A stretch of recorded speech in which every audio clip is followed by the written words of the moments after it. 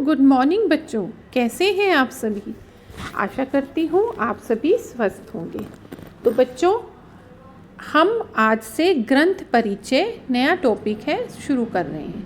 आपके सिलेबस में 2 परिचय हैं, ग्रंथ परिचय, संगीत रत्नाकर और संगीत पारिजात।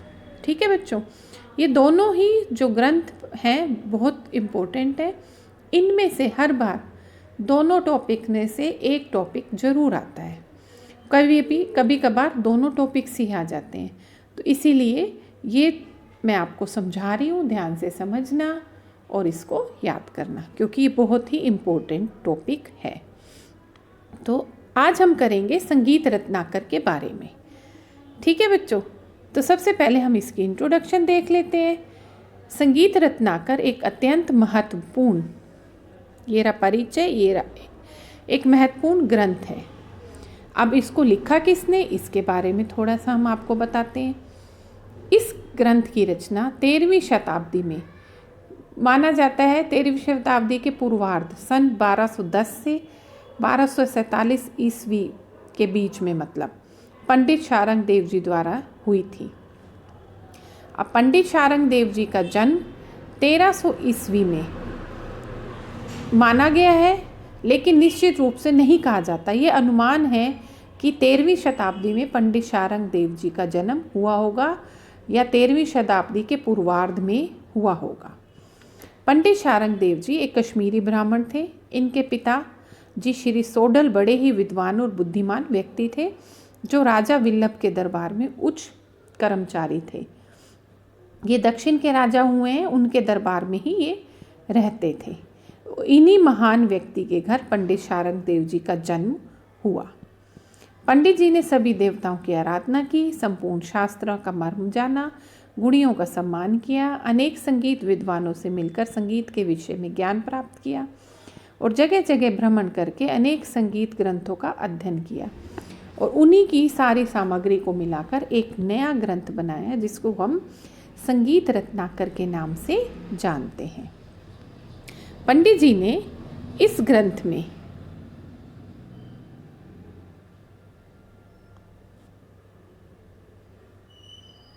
इस ग्रंथ में 7 अध्याय बताए हैं। ठीक है, अब इन 7 अध्यायों के बारे में हम धीरे एक एक करके पढ़ेंगे।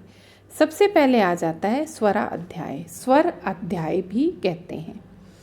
इस अध्याय में पंडित जी ने संगीत, नाच, श्रुति, स्वर, ग्राम, मूर्छना, वर्ण, अलंकार, ठाट, इन सभी का वर्णन किया है। तो अब हम सबसे पहले ले लेते हैं संगीत। इन्होंने गायन, वादन और नृत्य तीनों कला के समावेश को संगीत माना है। ये तो आपको भी पता है संगीत की, म्यूजिक की डेफिनेशन क्या होती है, जिसमें गायन, वादन और नृत्य तीनों चीज़ों का मिश्रण होता है, उसको हम संगीत कहते हैं। लेकिन तीनों में से उन्होंने सर्वोपरि गायन को ही माना है। सभी ने, इन्होंने नहीं, सभी ने, संगीतकारों ने गाने की कला को सर्वोपरि रखा है। इसके तहत इसके 2 प्रकार होते हैं, मार्गी संगीत, देशी संगीत। मार्गी संगीत का मतलब जिस संगीत का प्रयोग देवता लोग करते हैं वो मार्गी संगीत होता है। और देशी संगीत जो जनसाधारण, जैसे हम लोग हैं, पूरे जनसाधारण संबंधी अपनी रुचियों के आधार पे आधारित होता है, उसे देशी संगीत कहते हैं। सेकंड आ जाता है आपका नाद। पंडित जी ने गीत, वाद्य और नृत्य को नादात्मक मानकर संपूर्ण जगत को नाद के अधीन माना है। ठीक है, कि मतलब इसकी अभिव्यक्ति से सृष्टि का सौंदर्य बढ़ता है, सृष्टि के अंदर सौंदर्य आता है और आनंद की प्राप्ति होती है। इसके भी 2 भेद बताए हैं, आहत नाद और अनाहत नाद, जिसकी उत्पत्ति नकार प्राण और दकार अग्नि के संयोग से मानते हैं। मीन्स की जो नाद की उत्पत्ति है प्राण और अग्नि दोनों के संयोग से, मिलने से बनती है, इसका मतलब ये है। नेक्स्ट आ जाता है श्रुति। पंडित जी ने नाद के 22 भेद माने हैं और उन्हें श्रुति की संज्ञा दी है और इनका स्थान जो हृदय में 22 नाड़ियाँ लगी हैं, जो तिरछी हैं, उनके क्रम के अनुसार माना है। नेक्स्ट आ जाता है स्वर। स्वर की परिभाषा के अंतर्गत पंडित जी कहते हैं श्रुति के उपरांत उत्पन्न होने वाला रंजक नाद स्वर कहलाता है। मीन्स की श्रुति के बाद जो नाद उत्पन्न होता है उसको हम स्वर कहते हैं। 22 श्रुतियों से षडज, ऋषभ आदि 7 शुद्ध स्वर बनते हैं। और संक्षेप में जिसको आप 7 सप्तक के 7 स्वर सुने हुए आपने, सा रे ग म प ध नि सा, ठीक है। उन्होंने 7 शुद्ध और 12 विकृत स्वर कुल मिलाकर 19 स्वरों का विवरण किया है। लेकिन आपको मालूम है हम 12 स्वर ही लेते हैं, 7 शुद्ध और 5 विकृत या कोमल स्वरों को लेते हैं। इसके बाद आ जाता है वादी, संवादी, अनुवादी, विवादी। आपको मैंने वादी, संवादी, अनुवादी, विवादी बताए हुए जब आपको मैंने राग के बारे में डिटेल से बताया था, ठीक है। इनको भी हम 2 श्रुतियों के आधार पर मध्य 8 और 12 श्रुतियों का अंतर इसमें लेते हैं, वह संवादी स्वर कहलाता है। इसके विपरीत यानी शत्रु तुल्य विवादी स्वर जो दूसरे स्वरों का अनुसरण करने वाले यानी कि सेवक होते हैं वो अनुवादी स्वर कहलाते हैं। इसके बाद आ जाता है ग्राम। इसके अंतर्गत क्या है, मूर्छना का आश्रय स्वर समूह ग्राम कहलाते हैं। ग्राम और मूर्छना की परिभाषा आपने पढ़ी होगी, ग्राम से मूर्छना बना है, मूर्छना से ग्राम बना है। कुछ संगीतकार ऐसा लिखते हैं। तो जो मूर्छना का आश्रय स्वर होता है उसको हम ग्राम कहते हैं। प्रचलन में षडज और मध्यम 2 ग्राम चले हुए हैं। वैसे तो ग्राम 3 प्रकार के आपको मालूम है, गांधार ग्राम, षडज ग्राम और मध्यम ग्राम। जो गांधार ग्राम था वो प्राचीन काल में ही विलुप्त हो गया था। तो आजकल हम 2 ग्राम षडज और मध्यम ग्राम को ही लेते हैं। इसके बाद आ जाता है मूर्छना। 7 स्वरों का क्रम जो आरोह अवरोह का है, आरोह से ऊपर जाना, अवरोह से नीचे आना, उसको हम मूर्छना कहते हैं। प्रॉपर डेफिनेशन क्या हुई, क्रमयुक्त 7 स्वरों के उतार चढ़ाव को मूर्छना कहते हैं, ठीक है। मूर्छना की उत्पत्ति ग्राम से हुई है, यानी ग्रामों से ही मूर्छना बनी है, ठीक है। 3 ग्राम थे अभी जैसे मैंने बताया, षडज, मध्यम और गांधार, तीनों की 7-7 मूर्छनाएं थी, तो 21 मूर्छनाएं टोटल हुई। लेकिन आजकल हम 14 लेते हैं। किस लिए, क्योंकि जो गांधार ग्राम था वो प्राचीन समय से ही विलुप्त है, तो उसकी जो 7 मूर्छनाएं उसको हम कैंसिल कर देते हैं। बाकी बची षडज की 7 और मध्यम की, तो दोनों को मिलाकर हम 14 मूर्छनाएं आपस में लेते हैं। इसके अलावा शारंगदेव जी ने मूर्छना के 4 प्रकार बताए हैं, ठीक है, क्योंकि उस समय शुद्ध स्वरों के अतिरिक्त 2 विकृत स्वर भी थे, ठीक, गांधार और काकली निषाद। इसके अलावा मूर्छनाओं को 4 भागों में जैसे शुद्ध, अंतर संहिता, काकली संहिता, अंतर काकली संहिता इसमें माना है। लेकिन हम इन चारों को मिलाकर हम 3 ही लेते हैं, शुद्ध काकली संहिता, अंतर काकली संहिता, ठीक है। इसलिए अब ये हमारी 14 मूर्छनाएं बन जाती हैं। इसके साथ साथ थाट, पंडित जी ने काफ़ी थाट को शुद्ध माना था, ठीक है, काफ़ी थाट को शुद्ध माना था। लेकिन आजकल बिलावल थाट को हम लोग शुद्ध मानते हैं। इसके बाद आ जाता है वर्ण। वर्ण भी पता है आपको, गान की प्रक्रिया को, गान की क्रिया को वर्ण कहते हैं। वर्ण 4 प्रकार के होते हैं, आपने पढ़ा हुआ है, स्थायी वर्ण, आरोही वर्ण, अवरोही वर्ण और सम्मिश्रित वर्ण। स्थायी वर्ण कौन से होते हैं, जो ठहर ठहर के गाए जाते हैं, कॉन्टिन्यूटी में रुक रुक के एक स्वर को बार बार रिपीट करना। आरोही वर्ण जो सीधे क्रम में होते हैं, नीचे से ऊपर, सारे गामा पाधा नीसा, ठीक है। अवरोही हम बैक आते हैं। और मिश्रित जो होते हैं, इन तीनों के मिश्रण से जो स्वर बनते हैं, जो वर्ण बनते हैं, उन्हें हम संचारी वर्ण कहते हैं। तो इस तरीके से वर्ण को भी 4 भागों में उन्होंने बांटा है। इसके बाद आ जाता है अलंकार। पंडित जी के अनुसार विशिष्ट वर्ण समुदाय को ही अलंकार कहते हैं। जैसे आपने हिंदी में 10th क्लास में पढ़ा था अलंकार, जो किसी की शोभा बढ़ाते हैं, किसी चीज़ की शोभा बढ़ाने के लिए उसकी उपमा दी जाती है, तो वो अलंकार होते हैं। तो इसी तरीके से विशिष्ट वर्ण समुदाय को ही अलंकार कहा जाता है।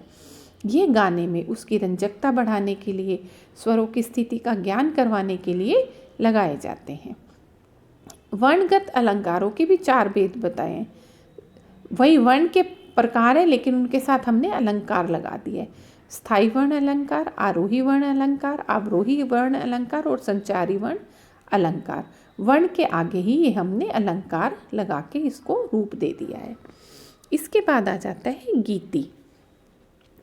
पद तथा लय से युक्त और वर्ण से अलंकृत ज्ञान क्रिया को पंडित जी ने गीति के संज्ञा दी। मीन्स वर्ण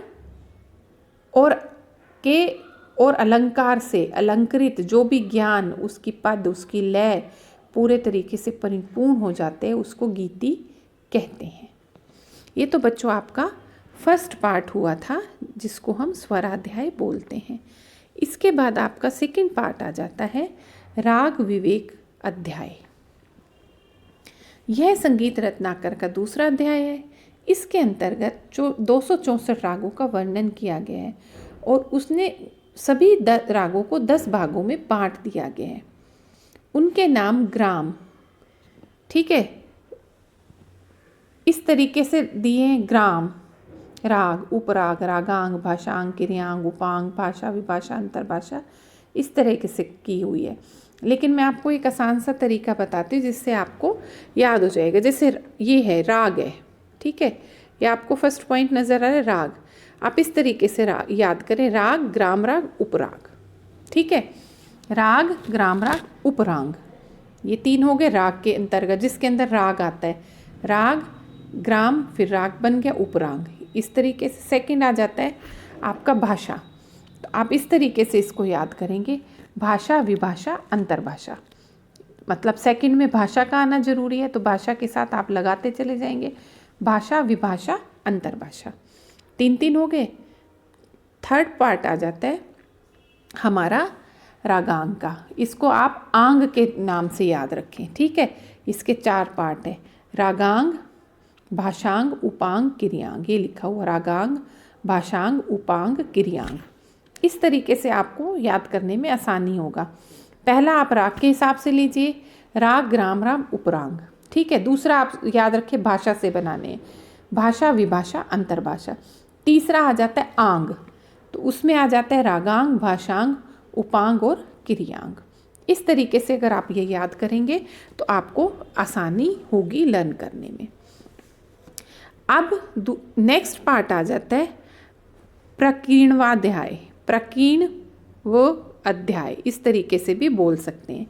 यह संगीत रत्नाकर का तीसरा अध्याय है। इसके अंदर 28 गुणों का विवेचन किया गया है। इसके अतिरिक्त उसने गायक अथवा गीत के गुण दोष बताए। मीन्स इस पार्ट में क्या आ जाता है, इसका क्या मतलब है गायक और गीत के गुण दोष, कि गायक, जो एक गायक है, एक जो सिंगर है, उसके अंदर क्या क्या गुण होने चाहिए अच्छी गायकी के लिए और क्या नहीं होने चाहिए, वो उसके अवगुणों में बताया गया। ये चीज़ें उस गायक में नहीं होना चाहिए। इसी तरीके से गीत के गुण और अवगुण बताए हैं। एक गीत अच्छा कब बन सकता है और एक गीत बेसुरा कैसे हो सकता है, इसकी पूरी डिटेल इस अध्याय में बताई है। नेक्स्ट आ जाता है आपका प्रबंधाध्याय, प्रबंध अध्याय। यह संगीत रत्नाकर का चौथा अध्याय है। इसमें पंडित जी ने प्रबंध के विषय में विचार किया गया है।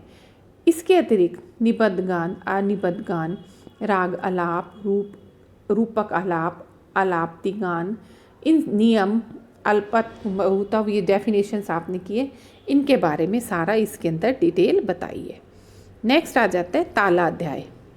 प्रबंधाध्याय मतलब प्रबंध करना किसी चीज़ का, नियमबद्ध वे में, प्रबंधित वे में किसी चीज़ को प्रबंध करके उसका आगे विस्तार करना।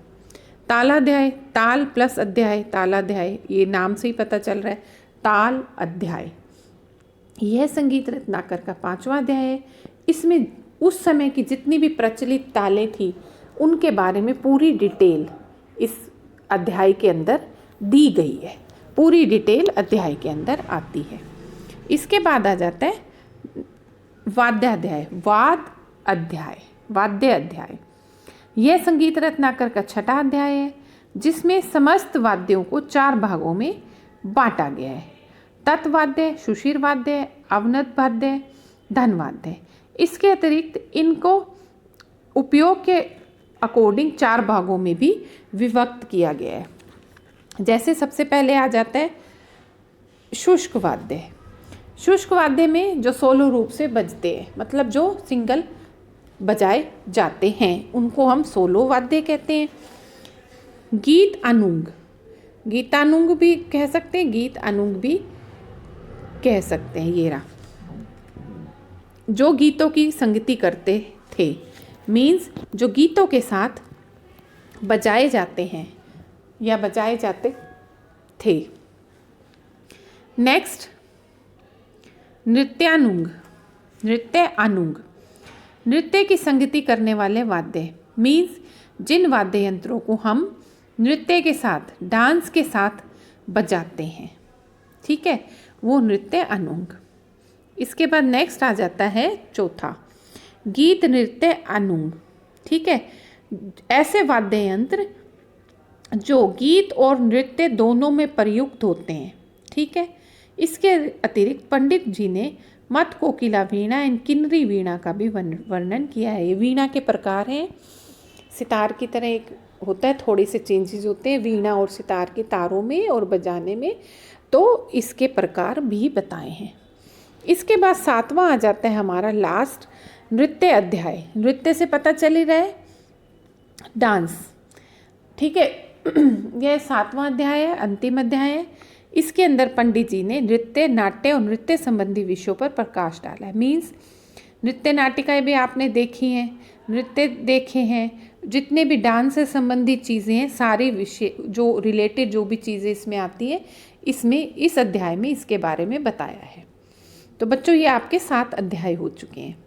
लास्ट में पंडित जी लिखते हैं, जैसे नदी सागर में मिलकर तृप्ति को प्राप्त करती है, उसी प्रकार मैंने अपने ज्ञान का जो लेखा मेरे पास था उसे संगीत रत्नाकर में मिलाकर सर्वज्ञों के लिए निवेदित कर दिया है। मीन्स उनके कहने का मतलब ये है, जैसे नदी जगह जगह घूम के लास्ट में सागर के अंदर जाकर मिल जाती है और उसी में विलीन हो जाती है, इसी तरीके से पंडित जी ने भी जो उनका ज्ञान था उसका भंडार, उसको इकट्ठा करके सारा कुछ संगीत रत्नाकर में निहित कर दिया है, उसको बना दिया है। वास्तव में शारंग देव जी ने संगीत रत्नाकर की रचना करके एक कठिन, अद्भुत और विलक्षण कार्य संपन्न किया है। यह ग्रंथ संगीतकारों के लिए अत्यंत महत्वपूर्ण साबित हुआ। मीन्स जो संगीत रत्नाकर पंडित जी ने बनाया है, इसकी रचना करना मुश्किल था, लेकिन उन्होंने ये कठिन कार्य किया। अद्भुत और विचित्र भी है। विलक्षण मतलब कि जो हम कार्य अलग से करते हैं, ठीक है, अलौकिक कार्य करते हैं, जो एक अलग तरह का कार्य होता है, वो पंडित जी ने इस ग्रंथ को बनाकर किया। जो आज भी संगीतकार पढ़ना चाहते हैं और उसके अकॉर्डिंग काम करना चाहते हैं, अपनी संगीत विद्या उसी के अनुसार करना चाहते हैं, तो ये जो है ग्रंथ हमारे संगीत जगत का बहुत ही इम्पोर्टेंट मुख्य ग्रंथ है, जिसको आज के संगीतकार भी मानते हैं। तो बच्चों ये आपका ग्रंथ परिचय हुआ संगीत रत्नाकर का।